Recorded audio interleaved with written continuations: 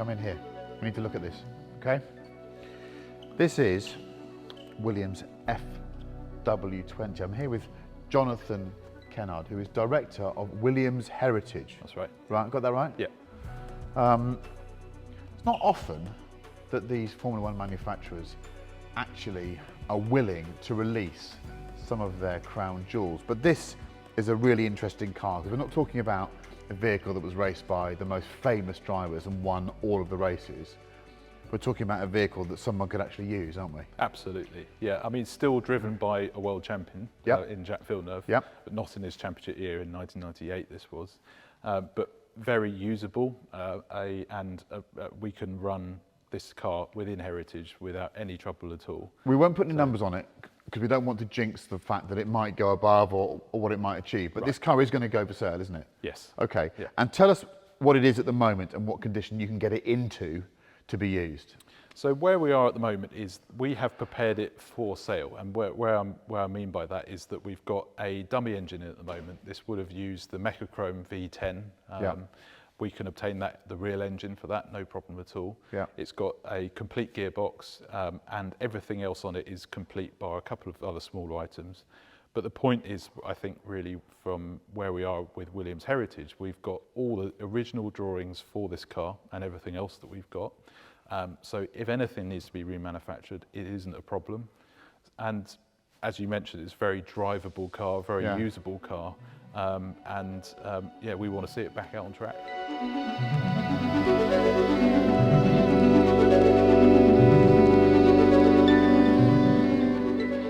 Here with Jim, whose name will now come up, including his title, because I'm terrible at remembering things. You worked on these in period, didn't you? Yes, yeah, very fortunate too. So like many of us here in Heritage, I started here in 1991. So we were in the pit lane with this FW22 back in period. So yeah, we were the people building these cars then, and we're building them now. So bizarrely, the same engineering challenges that we faced nearly 20, 25 years ago, we're still facing today, but it's a very, very pleasant problem to have. It adds to the continuity aspect of this, which I think is really important. If you're going to come, be brave enough and interesting enough to buy one of these cars, you want people that worked on them in period. It continues the story, doesn't it?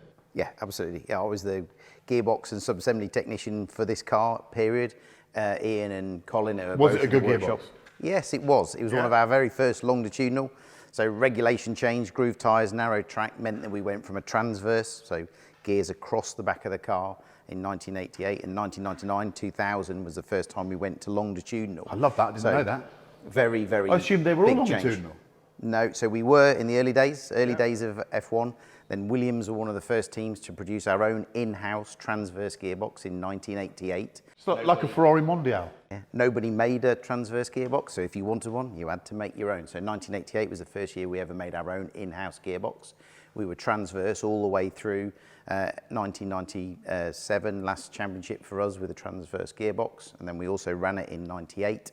But then 1999, due to the narrow track groove tyres and the change in sort of aerodynamic package that was required, we, as with many other teams, went to a longitudinal gearbox. So this is our second generation of longitudinal gearboxes. So in this workshop and in the wider facility, you can effectively rebuild and look after this car to the degree that any client would need. Absolutely. So we can re-engineer. So some components have not withstood the test of time well. Yeah. So some degree of re-engineering needs to go on. So we're very, very fortunate to have our own in-house engineering team that can redevelop, re-engineer components. And you've got the drawings to everything. We've got the drawings, we've got every single handwritten engineer's note. Every time one of our cars has run, that is documented, and we still have every single documentation. So if you want to know the cambers and tyre pressures of a 1979 event using an FW07, I could tell you that. We could walk to archive and we could pull that information. What I also love, now I'm talking to you, is of course, because you were there in period, you've got the anecdotes and the stories. So if someone turns up to drive there, whatever, if you were there, you could say, I remember that on the Saturday, that when he got out the seat, it was a bit damp, and we think it was sweat, but we can't be sure. It wasn't always sweat. Let's move on. There was a few that used to play a few tricks on us. We've all been there. So I'll offer my driving perspective on this, all right? I'm not going to say what I think it's worth, but let's just say it could be a sum that's not unadjacent to what people are paying for some of the fancy road legal Ferraris out there, and other makers as well are making cars around the £1 million to £3 million mark. Okay, I get to drive them sometimes and make videos about them, and they're very impressive. Yeah. But what they are is they're wannabes compared to this. Yeah. And what I've never understood, and I'm not in the position to do this myself, is why would you spend that sort of money on a car that has effectively got to go through a program of making it road legal and therefore having its performance hindered? It comes on a street tyre. Why wouldn't you turn up to a racetrack with a bunch of mechanics and drive a Formula One car? I've got a couple of friends who are lucky enough to own Formula One cars. Yeah. One of them will know exactly what I'm talking about. And he owns everything. But every time he drives his Formula One car, he can't express how different an experience it is to anything else. And I think that's what we're talking about here, is the entry to the Formula One experience, which is, it's a fighter jet, isn't it? It's nothing to do with driving a GT3 car, or I've only driven a Formula One car once, and it will stick with me forever. Absolutely. I mean, we were talking about 600 kilos, 700 horsepower. That's 6 of me. Yeah. And the open cockpit. How much power has this got? About 700 for this one. Yeah. So you wouldn't experience anything like this. You're well beyond one-to-one. Yeah. With all the downforce. Well beyond one-to-one, and we're running it as it was in period. So you get into this car, the car that Jacques Villeneuve raced in a Grand Prix, of which... Which Grand Prix did it race in? So it was in Melbourne, Imola, and Argentina. So this tub? The exact car. With the best result of 4th, actually. So it's got proper, genuine period racing history with a world champion. And like you say, I mean, you're preaching to the converted, really. This, to me, is the pinnacle, above and beyond any hypercar that is out there. The feeling of driving a Formula One car is unlike anything else. And this is a very usable version. It's got Rossman's written on it, so obviously my knees are wobbly now. This one's a bit special. Yeah, the 19 was a really, really wonderful car. And obviously our last time that we would win both drivers and constructors championship, and what an amazing championship finale and battle that was. But this is actually a customer car, the car that normally resides in the US, comes over here for service and any restoration work. But the owner wanted to tick off some major sort of moments, and one of those was Goodwood Festival of Speed, and then the other one was Silverstone Festival. So we supported the running, so we supported the transfer of the car from the US to the UK, some service work that the car needed, and then we ran successfully at both Goodwood Festival of Speed and Silverstone Festival in 2023 with the owner of this car. So if you need an engine for this car, is it possible just to buy an engine? It's very difficult. There are limited supplies of them, so it's one thing you have to be incredibly careful with is the engine. So we take great care whenever we run these cars, but we are very fortunate that we are building incredibly strong relationships with our original engine suppliers. Renault is one of those. We work really, really closely with them. They support us in the rebuild and also supply of components, but also engineering knowledge of these engines. It's a really active partnership, and one that's key to keeping these wonderful cars alive. That video of Plenum off, one of these running on a bench. Yeah. It's just, if you've got to go, pause now and go and see it. It's extraordinary with this French guy with a sort of primitive computer. I mean, sat in his chair, changing gear, the full look works. at that. Beautiful fuel mist sat in the but effectively, if you have the resources, you can phone up and say, I own one of these, or I bought it from you. Will you run it for me? Yes. Absolutely. We are here to support any running of a Williams car anywhere in the world, and the dedicated team that we've got behind us will travel anywhere to make that happen.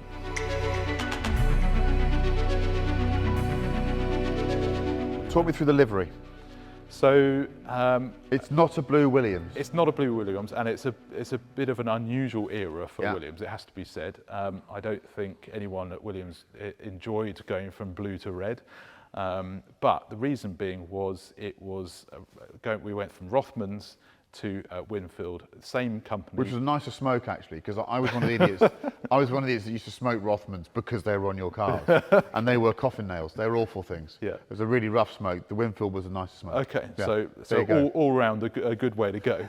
And yeah, so it was a change in livery, and the red era only lasted for 2 seasons before we then go into the BMW era, the blue and white again. So an unusual time, but I think they've aged incredibly well. I happen to absolutely love it. I think it looks fantastic, and yeah, we've repainted it. It looks absolutely perfect for what for the offering. What was the Renault V10 called that week?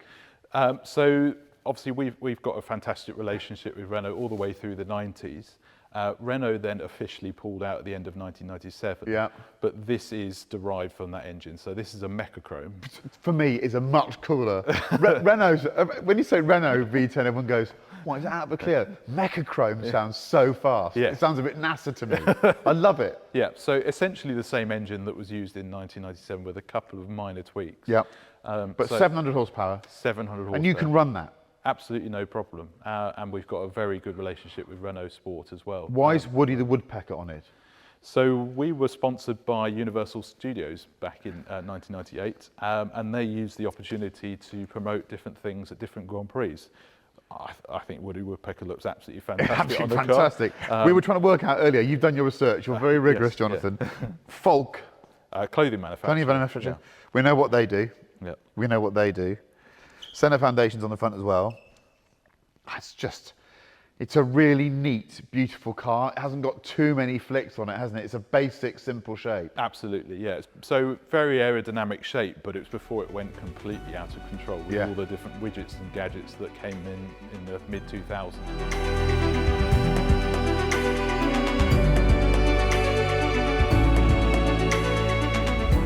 On the bench over there, you've got some bits that you've remade, because obviously components wear out. You can't have a shed full of every component to reuse. Nope. So you're remaking stuff. We are indeed. So these cars were temperamental back in the day. Yeah.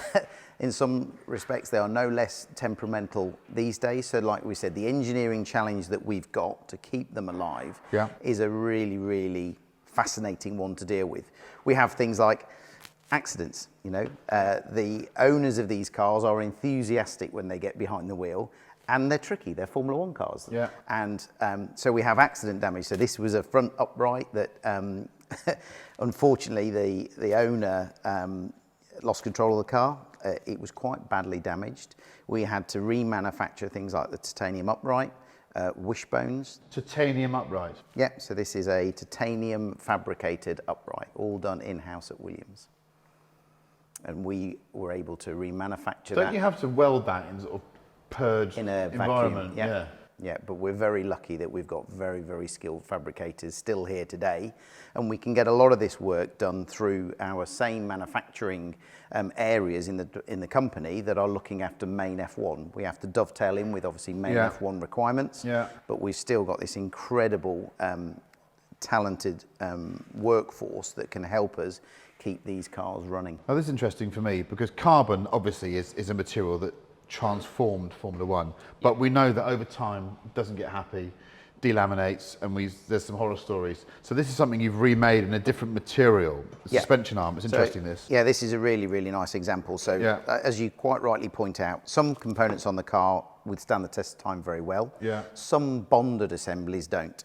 So in 1999, like most teams, we started to move to inboard flexures. So we used to use a rose joint. Yeah. We as mechanics would spend hours and hours freeing off these rose joints so there was no friction in the suspension.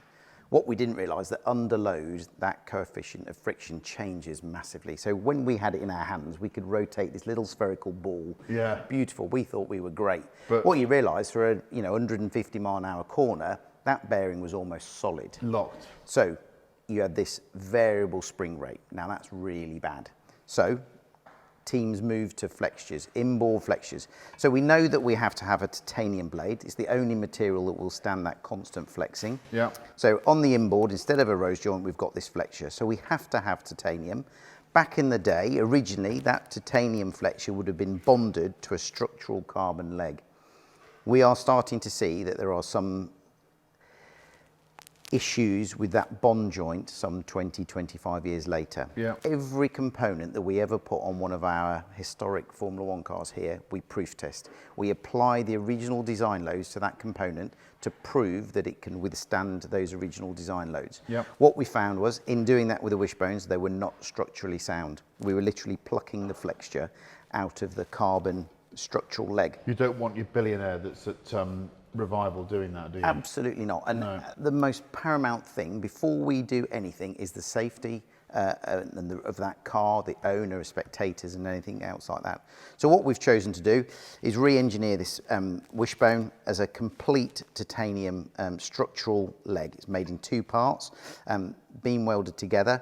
So, but also what we want to do is keep the original aesthetics of the car. Yeah. So we take this titanium wishbone, we then put a carbon shroud around it so it looks exactly like the original, but instead of it being a structural titanium component, it's a structural tie component with just It's not a like that carbon wrap shroud stuff around they it. put inside taxis, is it? No, we don't tend to use that here. Good. But Right. that's what we're doing. So with our engineering team, we are able to re-engineer components that we can then, say, keep these cars running, but also make sure that they are safe to run. So whoever buys, lucky enough to buy that FW20, effectively doesn't need to worry about bits.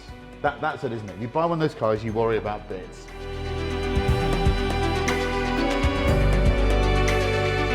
Am I allowed to stand up there? Yeah, absolutely, yeah.